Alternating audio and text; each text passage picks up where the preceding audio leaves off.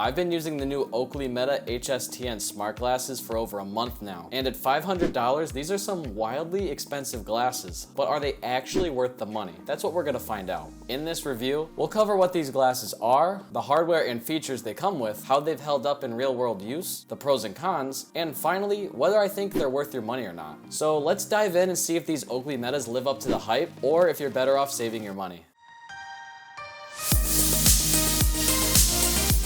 So if you're not familiar with these are the Oakley Meta Smart Glasses, and the pair I've been testing is the limited edition HSTN version, which comes in at a wild $500. However, you can also buy non-limited edition Oakley models at this time, and those start at around $400. They're still expensive, but at least it's a little more manageable. At their core, these are smart glasses made in collaboration between Meta and Oakley. They look and feel like a regular pair of sporty Oakleys, but inside you've got built-in cameras, speakers, and microphones. They also come with Meta AI compatibility, so you can use them as a completely hands-free personal assistant, asking questions, controlling features with your voice, and getting real-time help without ever touching your phone. In other words, they function a lot like the Ray-Ban Meta glasses, but in an Oakley frame with a few tweaks. Seeing as the Ray-Ban Metas cost $300, the big question is whether that extra $100 to $200 price tag is really justified for these Oakley Metas. Alright, so now let's break down the hardware and the features. For the camera, you've got a 12 megapixel ultra-wide camera that shoots both photos and videos. Meta calls it an upgrade over the Ray-Ban Meta glasses since the Oakleys record in 3K versus 2K. But honestly, the difference is barely noticeable. Side by side you might catch it, but on its own it looks basically the same.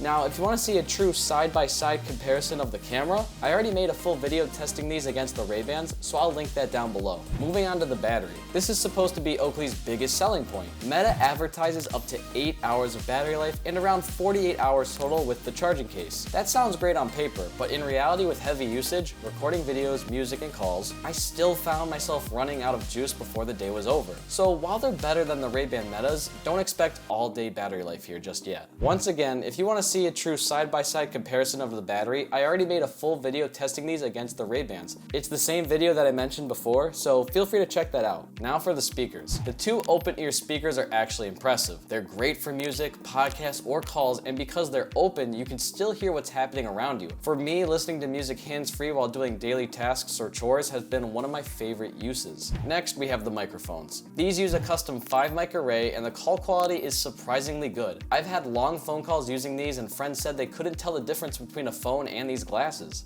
Now let's move on to the charging case. Just like with the Ray-Bans, the case doubles as both storage and a charger with LED indicators to show your battery status. But honestly, I don't love the design here. It's bulky, it doesn't really look like a normal glasses case, and it's not pocket-friendly at all. I also wish they had added a USB-C port directly on the glasses for those times you don't want to carry the whole case around. Lastly, we have the touch controls and Meta AI. On the right side of the frame, you've got touch controls just like the Ray-Ban Metas. They're fine, nothing new here. The real standout though is Meta AI integration. You can use voice commands to ask questions, control features, or get real-time help completely hands-free. Checking the weather, setting reminders, asking quick questions, it's smooth and one of the few features that genuinely feel futuristic. So overall, you've got the usual glasses package: camera, speakers, mic, a charging case, touch controls, and Meta glasses. That's 6, I only have 5 fingers, I ran out. But the real question is, how do they hold up in everyday use? Over the past month, I've been getting regular usage out of these and have to say, they've been pretty versatile. I've used them for filming POV videos, especially when I'm playing sports or doing something active. It's nice not having to hold a camera or my phone. The 3K camera quality is solid for casual shots, even if it's not quite professional grade yet. They've also been surprisingly useful for phone calls. I've had some long conversations and people couldn't even tell I was talking through my glasses. The microphones really do a good job, even outside when there's some background noise. Listening to music or podcasts have been another win as well. The open-ear speakers let me enjoy audio while staying aware of my surroundings, which is great for walks, errands, and even just chilling at home.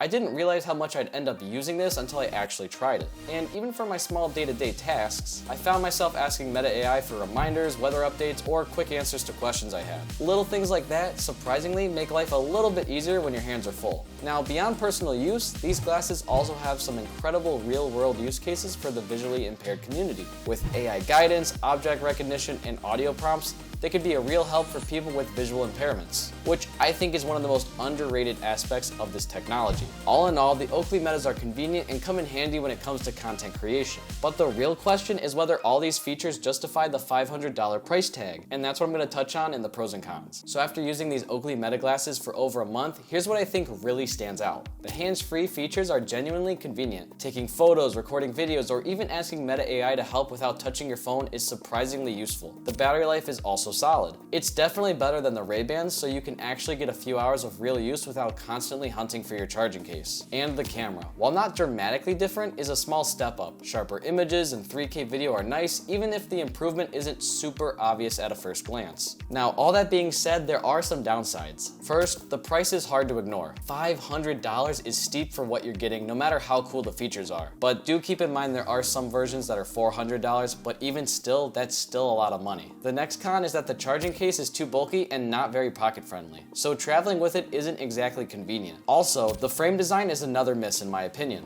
I've mentioned this in previous videos, but I'm still not a fan of the frames of these glasses. The Ray-Bans just look so much better in my opinion. And the last con that I have that still bugs me to this day is the lack of horizontal aspect ratio for photos and videos. If you're trying to capture content for long-form videos, you're going to be out of luck because that's not available yet. So while these glasses have some solid perks, there are still a few drawbacks that may make you pause before dropping $500. But after going over all that, what is my final verdict on the Oakley Meta glasses? At the end of the day, the only real reason to buy these Oakley Meta glasses would be if the battery life is your absolute top priority. And even then, dropping $500 feels really hard to justify. To be 100% honest, I feel like I wasted my money with these. Now, that's just me saying that because I already own the Ray-Ban Metas, so dropping the bag to buy Oakley Metas for minimal upgrades feels like a waste to me. If you didn't own any smart glasses, then in my opinion, the smarter move would be to stick with the Ray-Ban Meta glasses. They're $300, they give you all the same features, hands-free recording, Meta AI, calls, music, and while the battery isn't quite as strong, the trade-off is worth it when you're saving $200. So unless you're really set on the Oakley's design and that longer battery life, I'd say to pass on these. Now for me personally, I want to wait and see what Meta does in the future with their Ray-Ban Metas. I'm hoping that a future Gen 3 version will have a longer battery life and horizontal video aspect ratio. If they had that, I think the Ray-Ban Metas would be a #1 choice for anyone.